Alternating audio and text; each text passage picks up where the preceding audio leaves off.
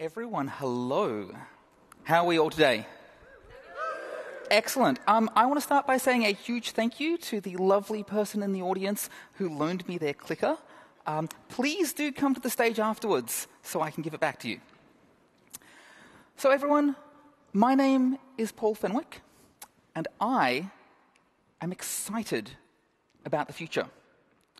Now, when I was growing up, I was very much into science fiction, and I spent a lot of time wondering what the future was going to be like. And the one recurring theme that I saw again and again was this: the flying car.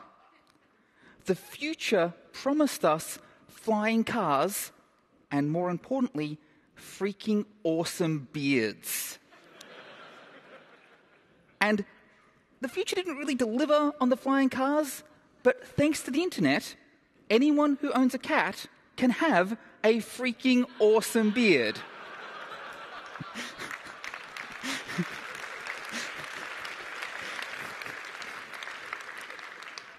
And that is true even if your cat is a dog.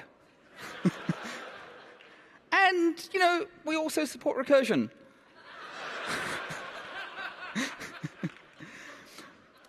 But the real reason that I'm excited about the future is because the future, the now, the present, compared to how things were when I was thinking about it, is a better place.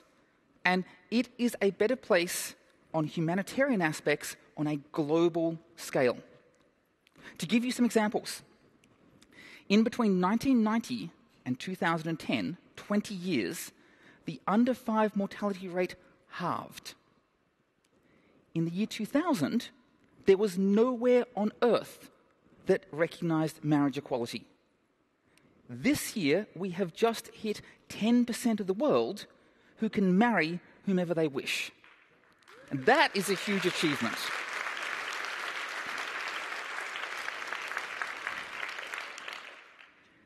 In 1981, 40% of the world was in a condition of extreme poverty, and that was defined as having an equivalent purchasing power of what you could buy here in America with $1.25 per day, which is not very much. That's still a problem, but in 2010, that was down to 14%, which is an amazing achievement. And in fact, that is one of the overwhelming achievements of humanity, and the World Bank believes that we may actually be able to reduce that to negligible levels by 2035 at the current rates. And that would make me damn proud. So I'm going to spend a lot of time talking about humanitarian efforts here. And I hope that you care. I hope that you look at these things and you say it is terrible that there are injustices in the world. It is terrible that there are people out there who are vulnerable, who are marginalized, and they can be helped. And if that is you, I will make a shout out here to giving what we can. They do a lot of very good research. They do a lot of very evidence-based research on how we can make the world a better place. But I'm going to admit something that I'm not proud of. It actually makes me feel very uncomfortable to say this. But I didn't always care.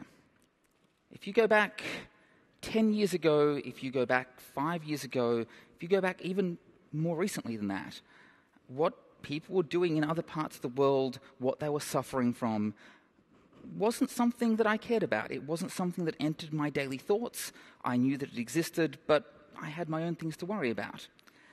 And I don't think that necessarily made me a bad person. I think that's a very human thing to be feeling.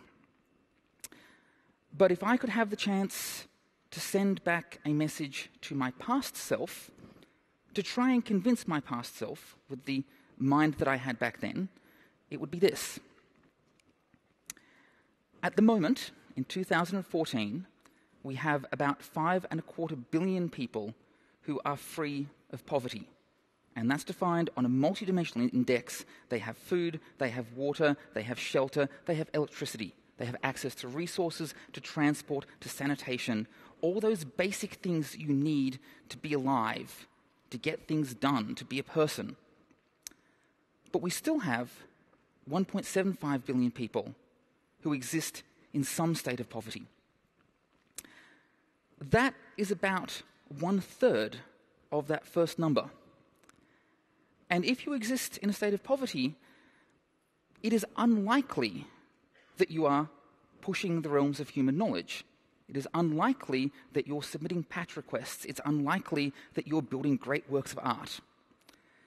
And so, even if you don't care about anything else, if we can find a way to help those people out of poverty, if we can find a way for them to be more productive, to not have to worry about just surviving, which is the case which they are now, we can reach the future 33% faster.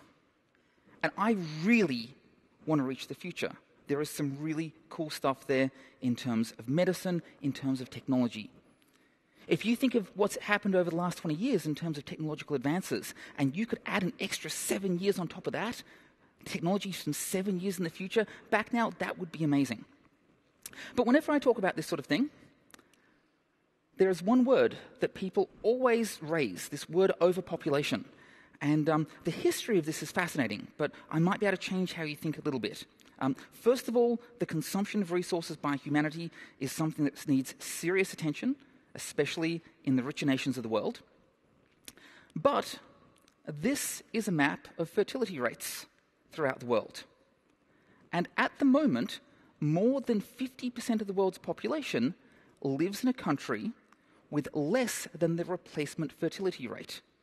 And what that means is that for every generation, there are fewer and fewer people in that generation, unless you have people who are immigrating to that country.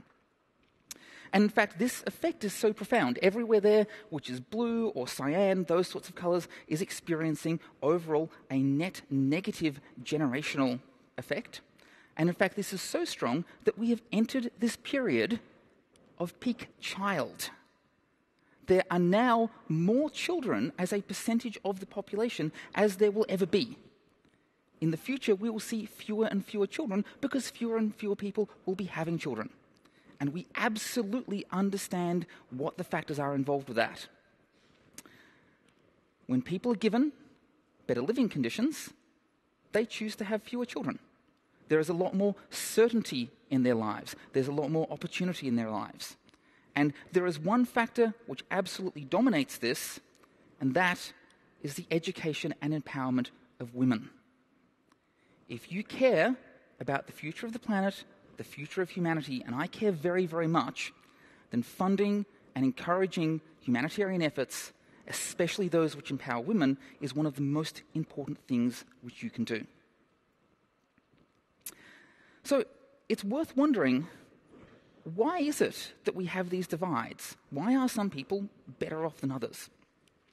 And one thing that we see again and again is this concept of institutional injustice, that there are existing institutions, they could be government, they could be companies, they could be societal, which keep people in a state where they are marginalized, where they are vulnerable. And it is very easy to point to other countries and point these out. You can say, well, this country has a corrupt government, and this country over here is exploiting its workers, and this one over here has a society which, says that some people are second-class citizens. But it's much, much more difficult to see local examples. It's much more difficult to see the things that you grew up with. And I was very surprised. I was in Leslie Hawthorne's keynote yesterday, and I discovered that Band-Aids only come in one color. And I never knew that before. I never thought about that before. And the reason I'd never thought about that before is because the color that they come in is the same color as my skin. There are 180 nations that issue paper currency. The United States is the only one where they are all the same size and practically the same color, which is not a problem for me because I can see them. But it would be a problem if I couldn't. And in fact, when I was working on my slides last night, a friend of mine asked if a transcript of my talk would be available. And I had never actually considered that before, because of course everyone would be able to watch or listen to my talk when it went up online. And these are all examples of things which I have been ignorant of. These are all simple ignorances because of the society in which I was raised. And I simply did not realize that these could be problems. Now, Leslie gave an important thing to try in her talk yesterday, and that was to find people who are not like yourself and listen to them. Don't correct them, don't argue with them, listen to them, and they may have similar interests to you, but you'll probably find they have different experiences. And learning about those different experiences can be very, very eye-opening. One of my favorite sites, which explains social justice issues, is Robot Hugs. Robot Hugs is a webcomic, and it explains things very, very well, and I love it a great deal. But there is another way that we can see injustices come about in the world, and it's a little bit sad because it's so well-intentioned. It's when people are trying to do good. So this is the play pump. Now, the play pump was this amazing idea. The idea is that you've got this piece of playground equipment, and children will play on it, and it spins around. And when it spins around, it pumps water into the water tower that you can see in the background there. And it won all these design awards. We've got a schematic here of how that works. The water tower is raised so it can hold water. You can draw that when you need it. This is a fantastic idea. Or so it was thought. There was at least $16.4 million which was invested into that. And there could have been more. I haven't gone and chased all the leads here. But it had a few problems. First of all, it was more expensive than a standard hand pump. It was about 4 times more expensive. So you could have one of these, or you could have 4 hand pumps. But surely having children pump your water all the time for fun, that's going to be great. This is how they got used. What ended up happening is they were more expensive, but they were also slower. Because this wasn't a dedicated pump, it was also trying to provide this secondary fun function. It wasn't able to pump water as fast as a standard hand pump. One of the big gotchas was it wasn't fun either. So if you think about how this is supposed to work, it spins around and you're a child, like you're spinning around on this thing, except it's bleeding off angular momentum to run this pump. So you have to work really, really hard to get it up to speed. And then once you had it up to speed, there were all these reports of children flying off, and there's this huge concrete base. So the children didn't actually like this so much. And what you found is that when the children stopped playing, well, the community still needed water, and invariably it would be the women of the community who would then have to push this thing around by hand. And that was exhausting, and it was time-consuming, and it was degrading. The real kickers here is that it couldn't be locally maintained. It required specialized parts. A lot of the pumping mechanism was underground. And the real problem was that in a number of areas, existing hand pumps were removed to place a play pump on top. And those communities were very surprised. A lot of them said, we had no consultation here whatsoever. And that shows a difference between real needs and perceived needs. This was a beautiful device to meet a perceived need. It was a terrible device to meet the real need that actually existed. And the failing here was the lack of local ownership. The fact that the communities were not involved, they didn't have the power to build these, they weren't able to service them, they relied very much upon needing to call a number. And the UNICEF report I have had as a feature that when they called the number, a repair person would arrive 60% of the time. Which is not a great SLA. That's kind of awful. So let's look at things which are done right. And I don't know if anyone here has used Ushahidi before. They had a booth here with some fantastic people. Ushahidi is Swahili for witness or observer. And it started off as an open source crisis management system. And it came out of the Kenya 2007 elections. These were disputed elections, there was a lot of civil unrest, there was violence which erupted, and this was very much a case of finding where violence was occurring so people could remain safe. And what this absolutely kicks ass at, is being able to collect and visualize data. So being able to collect data from a whole range of different areas, plot that on a map, tell you what's going on in the ground. So this is what technology looks like this is what Ushahidi looks like in Afghanistan.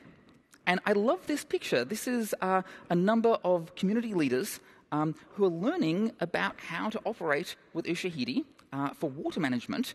And as you can see, there is no technology here. There's nothing electronic here. There's papers, there's open sky. Now, there is actually technology involved. You can't see it, but it's this. 58% of people in Afghanistan have a mobile phone. And in fact, the use of mobile phones worldwide has absolutely skyrocketed. There are some reports out there which say that there are more people who have access to mobile phones than have access to fresh drinking water. Now, that is amazing, and this is an amazing device because you can communicate with other people, you can do your banking, you can report things. Now, it would be easy to design a solution here that would get things wrong. If you wanted to report that a well was broken, and that was what this project was implemented for, the Ushahidi project in Afghanistan was implemented for, you could say, okay, we'll just, text this SMS number. But that would be completely ignoring the literacy rates. The other thing which needs to be taken into consideration is there are gender imbalances. Very often it is the women who are fetching the water and will notice if a well has broken down, but they're not necessarily the ones who will have access to the technology. And in fact, for a long time, there was a problem with the bystander effect. You'd ask people, hey, the well's been broken for months, why didn't you call that in? And they're like, oh, someone else will do that. And what was discovered is people didn't want to use up their calling minutes. They didn't want to have to use that. Someone else might do that. And the big thing that made this successful in being able to find wells that had broken down was giving people a rebate. So when you called up and said, hey, there's a problem with this well, they would not just get a free call, they would get extra minutes on their plan. And suddenly everyone's calling up to say, hey, this well is broken, this well here, it's broken, but we're fixing it. This one over here is totally fine, just wanted to let you know. And that's actually useful data. Because the moment you have people calling up to say, this one is fine, and you have different people calling up, you can collaborate their reports. You don't need to send someone out to check to see how the well is doing. And so you end up with faster repairs, you end up with less inspections, you end up with a much more agile response team. And this is now being deployed nationwide in Afghanistan, and it is being owned and run by the local ministries.